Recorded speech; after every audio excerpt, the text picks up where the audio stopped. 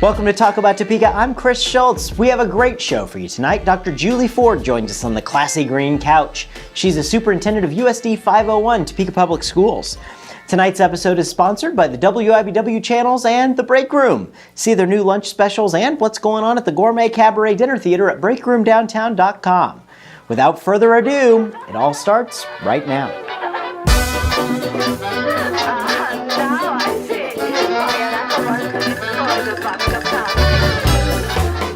Ford, how are you? Well, I'm great, and thank you for having me today. Hey, thank you. It's an honor to have you on the show with us. And you know, I want to tell everybody, or for you to tell everybody out there, a little bit about your background and how you ended up being at the helm of, you know, growing Topeka's future. Well, I really do feel fortunate. There's not a day that goes by that I don't think about how lucky I am to be part of Topeka Public Schools. I did the majority of my career in Garden City, Kansas, where I really was a teacher and a principal, assistant superintendent, and then my last job there I was deputy superintendent, so kind of did the operations side of the district. Okay. Because of my husband's job, we got to do a little traveling, and we ended up in Norman, Oklahoma, and I was director of curriculum and instruction at Norman, and then we went to Canyon, Texas, where I was a director of elementary programs or supervised elementary schools. Sure. And I also went to Colorado, where I was a superintendent in a small district, and then ended up at Tulsa, where I was an area superintendent. I always felt like that was the job that maybe prepared me the most for Topeka. I supervised 32 schools in Tulsa. They have about 95, and so I had about a third of them. And really it was running feeder patterns, but a lot of similarities to Topeka as far as challenges and opportunities. I ended up at the Kansas State Department of Education, and it was a really interesting job. I was over federal programs, which included Title I and also school improvement, and then really got to work on the Kansas Learning Network and really help districts that were on improvement. And behind the scenes, I've been working with Topeka all 3 years that I was at the Kansas State Department of Ed. Many of you remember they hired a wonderful superintendent, John Morton, to come into Topeka, but because of personal reasons, he decided after 5 days that maybe he was not going to be the person to do the job. They called me and asked me to be an interim, so I took the job as an interim, and it's been over, they made it full-time in October of that year, so I've been here almost 2 years in July, and it's been truly a joy.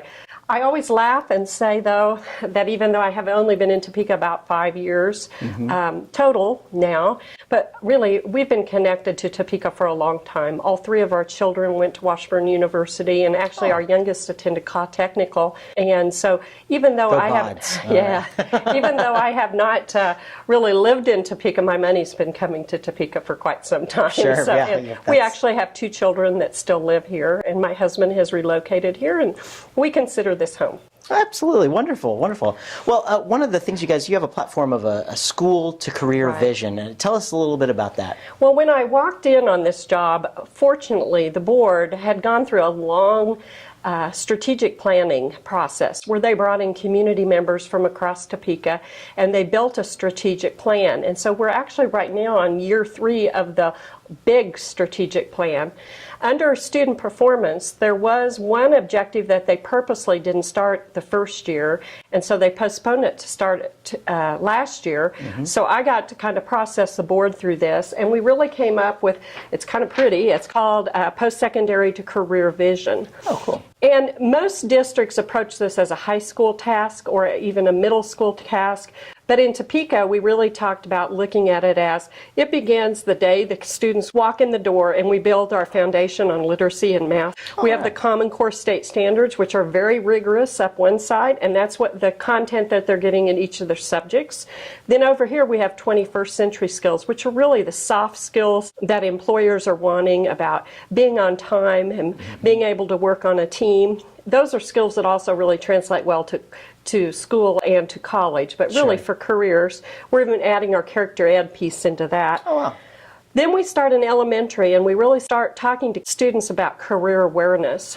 We are so fortunate in Topeka, we have junior achievement, and so that's a big part of what we do around careers in elementary. We're going to do a career interest survey with students. We'll also have them kind of guide them to career reading in their expository reading so that they can read about careers. Then in cool. 5th grade, we want them to do a demonstration of what they're interested in. And I keep going back and thinking, as a parent, wouldn't it be neat to go back and look at what your student was interested, what they thought they wanted to be in kindergarten and first and second? You kind of build on that. They become more aware as they get older. But it's really about talking about what jobs are out there, and some of those jobs aren't even created yet.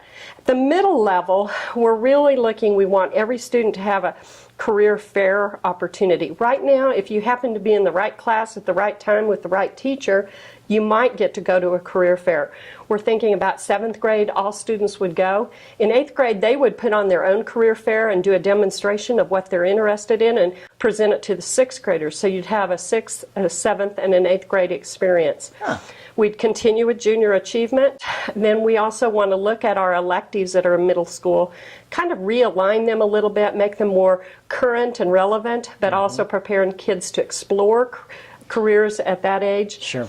We started this year, we did an interest survey in 8th grade. We have to have kids talk not only about what their achievement is, but what their aptitude, what their passion is, so that they can use that to really go in and use that to make some good decisions about what electives they're going to take in high school. Sure. And then as we move up to high school, we want kids to be exposed to a career class where they learn to write a resume, where they really go through a financial awareness of financial literacy. Then we move into academic and career planning, where students are, again, always assessing where are they at with their academics, but where are they also at with their passion? Are they in classes that are really where they want to go and help them build toward post-secondary? Then at the high school, their junior and senior years, we really want to expand. Washburn has been wonderful to work with as we start doing more dual credits, where students can start beginning to earn credit their junior and senior year. Hopefully many of them will have their freshman year done before they exit high school. Some classes will be on our campus, some might be in the summer or in the afternoons at Washburn. But that way, as parents, you really spread out that expensive 4-year college education over 6 years. It's a wonderful recruiting tool for Washburn, because if they make those connections, those students may decide just to stay in Topeka and go to our college that's here, or they can transfer those credits to other universities. We've been working on increasing our AP classes, and why we like those so much, again, students can earn college credit for them, but they're very rigorous, and they're really almost an honors curriculum where students are really challenged and will be prepared for college by taking those.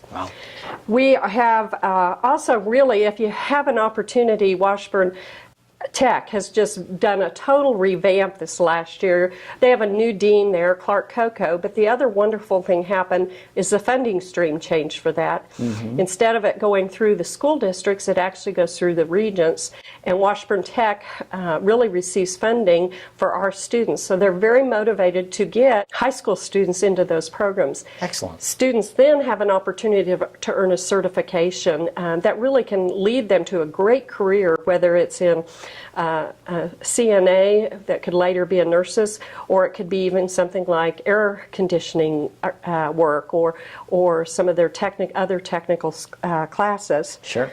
We also have a lot of technical classes in our high school that students have an opportunity. They usually have to take a sequence of at least 3 courses, but then they can earn a certification, and those are great opportunities for students in the future.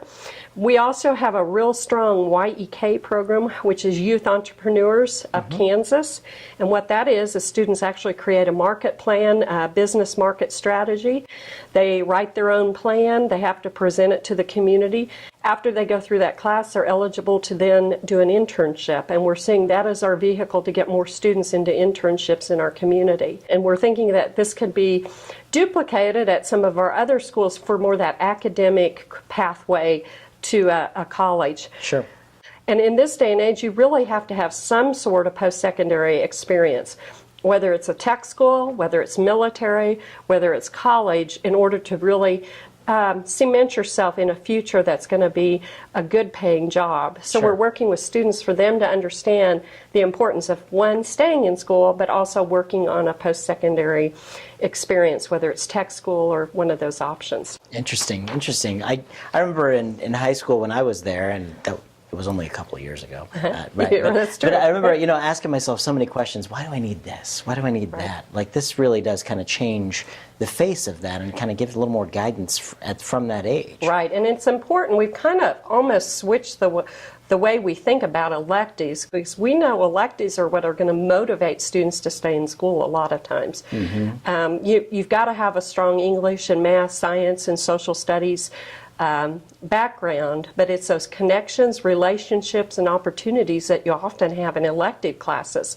So that's why Topeka Public Schools feels very strong about our music program, our ROTC programs, any of the electives that really, the art that connects kids to an interest and even a future career or aptitude, something they're passionate about. Very cool. And how many students are enrolled in USD 501? We're just a little under 14,000. Okay. And it has, a lot of people forget that at one point Topeka Public Schools was 25,000. And so, over the last couple decades, it has. We've really stabilized, though, the last few years. We're right at about 14,000. Of course, that's why the school district had to make some difficult decisions about closing schools. I mean, at some point when your student population has dropped and you still have the same amount of buildings, you have to make those tough decisions.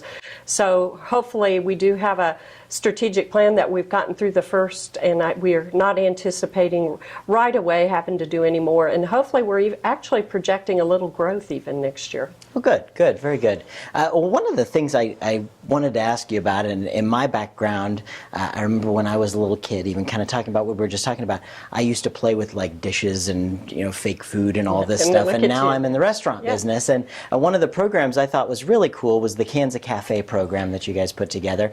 Tell us a little bit elevator speech about what that is and how it's going. Well, first of all, it really is kind of the stars all aligning out at the Kansas Science and Technology Park that we're putting together. But we just redid our kitchen out there, and our base kitchen serves 7 schools. And again, that's about efficiency, not to have a kitchen at every school, but to really run it more where you have a major kitchen and bus it in.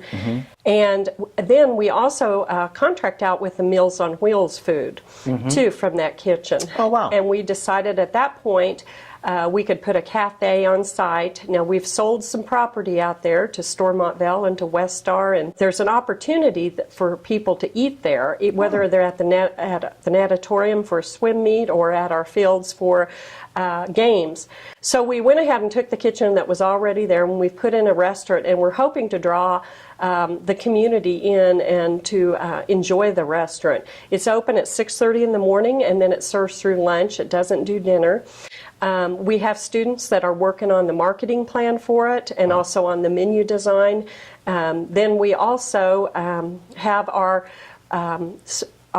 18 to 21-year-old special ed students that are pretty severe needs. They're actually working there and helping too. Cool. So they have an opportunity to learn a life skill in the bussing of the tables. I was out there the other day, and one of them was just thrilled to death. He made $30 in tips that day. And that was a great opportunity, for our students to get that experience. Absolutely. Out there, you'll find the walls are decorated with artwork from, mostly right now, from Quincy Signature Visual Arts School, but we'll be rotating that, so it's a place. And the prices are very reasonable. Cool. I think the daily special is like $3.80. Wow. And it really allows folks to come in. We're seeing a lot of retired people that like to go out and eat and spend the day and play cards and just enjoy the pretty area out there. Very good, very good. Well, I want to talk a little bit about something that, everybody in the school system and children in school, they're all thinking about this. And in the wake of, say, what happened in Newtown and all the tragedy there, and we're lucky to have Ron Brown here as the Director of Safety. He is amazing. But how does this, a tragedy like this affect us, and what do we here in Topeka do about that? Well, and you know, my colleagues across the state are a little bit jealous of Topeka because, first of all, we have our own police department. A lot of school districts don't. And it's important to realize that we have 10 police officers that belong to the school district, and then there are 10 police officers from Topeka Police Department that are in our schools every day. So right now we have 20 police officers on any day in Topeka Public Schools, which most districts at this point are not at that.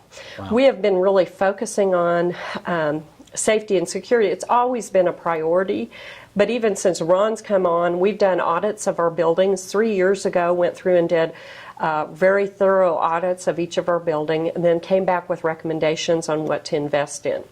So we have security cameras in a lot of our buildings and plans to get them in the rest too. But it is a financial issue as how fast you can do this too. Yeah. Well, Dr. Ford, we need to take a quick break, do a little business here. We will come back with some Facebook Friends questions for Dr. Ford, as well as the notorious lightning round. So don't go away.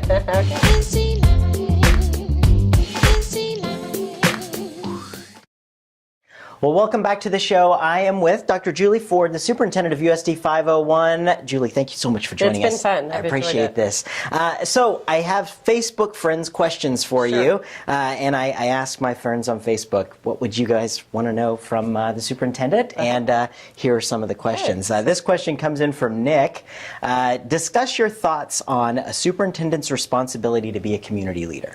Oh, I think it's very important. And really, if you look at the role of a superintendent, the board hires the superintendent to run the district. And we always laugh. There are a couple other employees of the board. One is the board clerk, the superintendent, and then the attorney. But really everyone else is under me.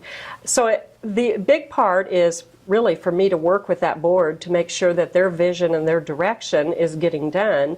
But the other part is to be out in the community, be out in the schools, and be visible. And also, you know, be a representative of that board because they can't attend everything too. So it's really important. We have a great board in Topeka Public Schools. They are passionate about making this a better place, and they really have some great things that they believe in and are pushing. And so it's important to make those connections. But it's a joy to be out in the community and get to meet people and interact. And it does take quite a bit of time. I also try to make it a priority to be in buildings too and to see teachers and see classrooms, because otherwise you lose your perspective. I think it'd be a really easy job to sit in your office and do, and you don't. You are. I'm in the downtown Rotary, and so are you. And like I get to see you all the time, and you're out there, you know, getting involved with the community. And really, I think it's a great job. Don't let anybody tell you that a superintendent's job isn't, but you can easily get distracted. I mean, there are things that come up, and you have to make your priority. I set my schedule just like you'd set if I have meetings or want to go out to events. I make sure I get them on my calendar so I get them done. Sure, absolutely. All right, let's get our next question. This one comes from Mark. He says, this is in reference to the Late Start Wednesdays. We've heard some criticism that it's confusing and that parents will be on the hook for arranging daycare. Give us a scoop on this decision. Well, this actually has not been an easy one. You learn something every time you do it. But this actually came about a year ago because we have an inequity with our teachers at the high school and middle school with the amount of time that they have, where they actually have 90 minutes a day, half for personal planning and half for collaboration, where elementary teachers don't have near that much. So really, we had to find a way to give elementary teachers more time. We started looking around at neighboring districts, and they're all doing an early release or a late release. And so as we started talking about it and looking at the research behind it and looking to see if it did make a difference, that's where it really went from a year ago in teacher negotiations to negotiate some more time for our elementary teachers to have this collaboration time. Truthfully, up until the very end, like Washburn Rural, they do theirs about the same amount of days, but they do it after school. And we really thought we would go with an after school model. But then as we started pulling it up, the bus situation and how to make the busing work, it was going to create extra expenses with buses. So we began to think outside the box and went to a late release. We don't think if the students are actually riding a bus, there won't be a whole lot of different time. It'll be just a few minutes later by the time they get on. They'll go to school and they'll be able to eat breakfast at school. We'll have that covered. We will have some activities in the school. You know, it really is going to be something where we're working with some community partners like the YMCA and YWCA already have some programs in our schools. They're anxious to expand them, and they're working with us. So we will have opportunities at schools for the students. Some parents may just choose to keep them out, or maybe do a dentist appointment or something on that early release day. It's just about twice a month. We're putting out a district calendar. It's actually going to be pretty neat. It'll have our Topeka character standards on it and some activities for parents to do at home to talk about different things with behavior, but it'll also have those dates clearly marked.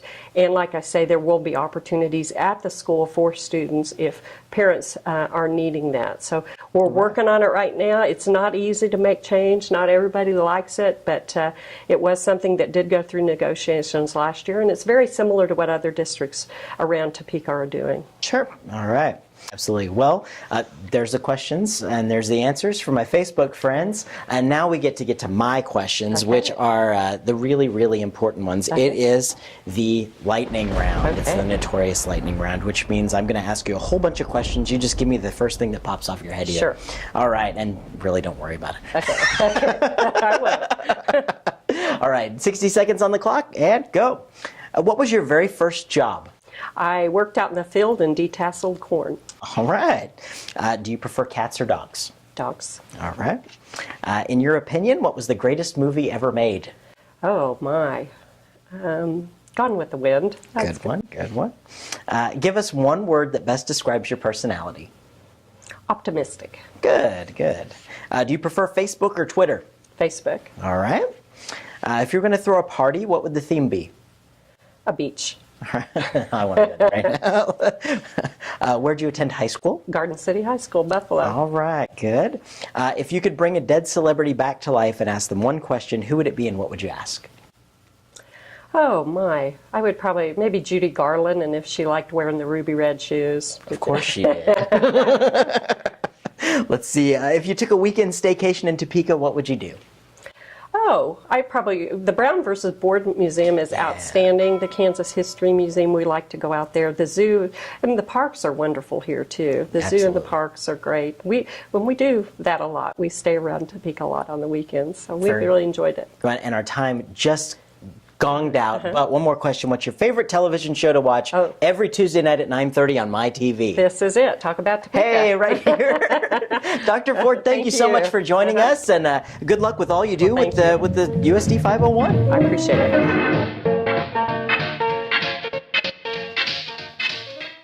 Thanks again to Dr. Julie Ford. We actually had more to discuss, which you can see right now on our website with the extended coverage. There's our sponsors tonight, and you can chat with us over here, or you can sign up for this thing. And oh yeah, thanks for watching. I'm Ralph Hipp. Good night.